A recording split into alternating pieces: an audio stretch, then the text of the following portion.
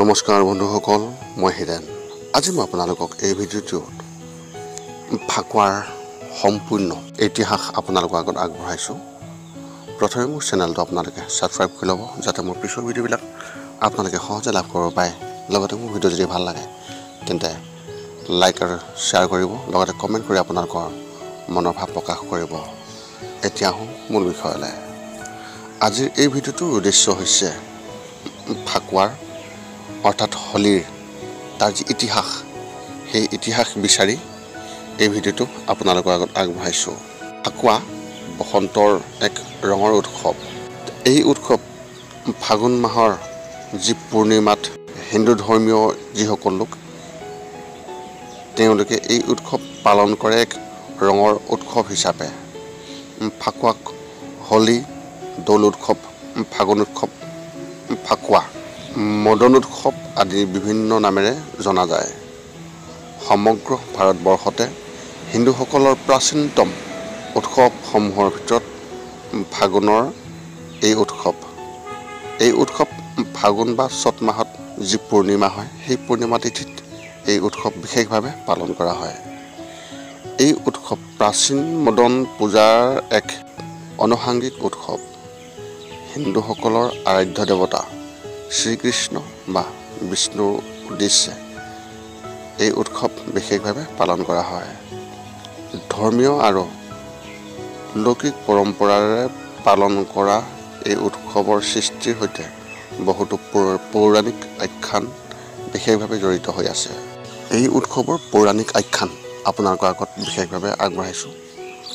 পৌৰাণিক আখ্যানত এই দিনটোক বিশেষভাৱে কামদাহনৰ দিন বুলি উল্লেখ কৰা হৈছে।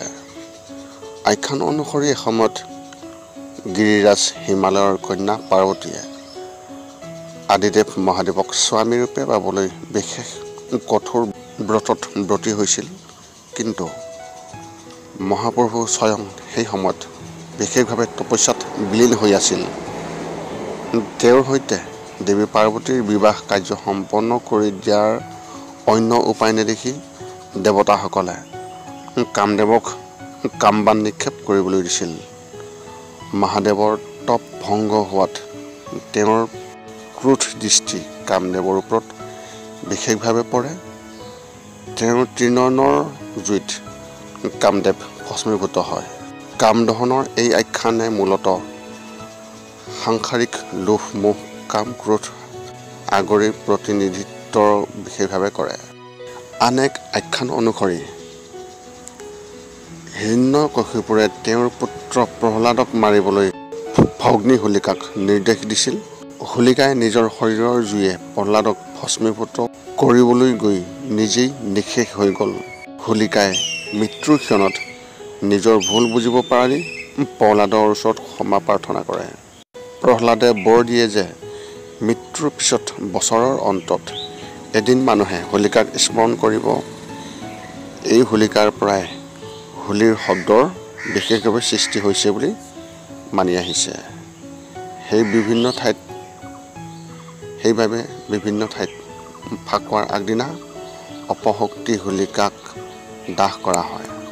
যিহেতুকে আজিও কিছুমান ঠাইত হোলিকা দাহনৰ এক অনুষ্ঠান পালন কৰি আহিছে। এই উৎসৱৰ বিৱৰণ আপোনালোকৰ আগত কিছু আগবঢ়াইছোঁ।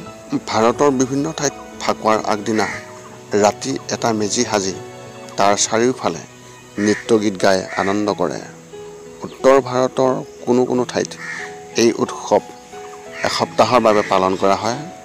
ঠাই বিশেষে মানুহৰ ঘৰবোৰত ৰং কৰাই ঘৰৰ পদূলিত, দুৱাৰমুখত আদিৰ ফাকুগুৰি আৰু ফুলেৰে সজাই তোলে। এতিয়া মই আপোনালোকক অসমৰ দৌল উৎসৱৰ ইতিহাস আপোনালোকৰ আগত আগবঢ়াইছোঁ। ফাকুৱাৰ লগত জড়িত অসমৰ উৎসৱক ফাগুন উৎসৱ বা দৌল উৎসৱ বুলি কোৱা হয়। বৰপেটাত দৌল উৎসৱৰ 3 দিনৰ পৰা 5 দিনলৈকে পালন কৰা হয়। ইয়াৰ প্ৰথম দিনটোক গোন্ধযাত্ৰা, দ্বিতীয় দিনটোক ভৰদেউল আৰু তাৰ পাছৰ দিনা সুবেৰী বোলা হয়। অসমৰ প্ৰতিটো উৎসৱ ধৰ্মীয় পৰম্পৰাৰ লগত যুক্ত হৈ থাকে। এইফালৰ পৰা দৌল উৎসৱৰো ইতিহাস নথকা নহয়। অসমৰ দৌল উৎসৱৰ পাতনি মেলে মহাপুৰুষ শ্ৰীমন্ত শংকৰদেৱে 21 বছৰ বয়সতে গুৰুজনাই বৰদোৱাত এই উৎসৱ পালন কৰিছিল। দ্বিতীয়তে বৈকুণ্ঠপুৰী বৰপেটা ধামত দৌল উৎসৱৰ প্ৰচলন কৰিছিল বৰপেটা সত্ৰৰ মথুৰা দাস বুঢ়াআটাই 1518 শকত। এই দিনৰে পৰা পৰম্পৰাগতভাৱে জাকজমকেৰে বৰপেটা সত্ৰত দৌল উৎসৱ পালন কৰি অহা হৈছে। স্থানীয় ভাষাত এই উৎসৱক দেউল বোলা হয়। ধৰ্মীয় আচাৰ, ভক্তিৰস আৰু লোক পৰম্পৰাৰ অপূৰ্ব সমন্বয়ৰ উদাহৰণ হ'ল বৰপেটা দৌল উৎসৱ। এইখিনি আছিল দৌল উৎসৱৰ ইতিহাস। পুনৰ লগ পাম অন্য এটা ভিডিঅ'ত। আজিলৈ ধন্যবাদ।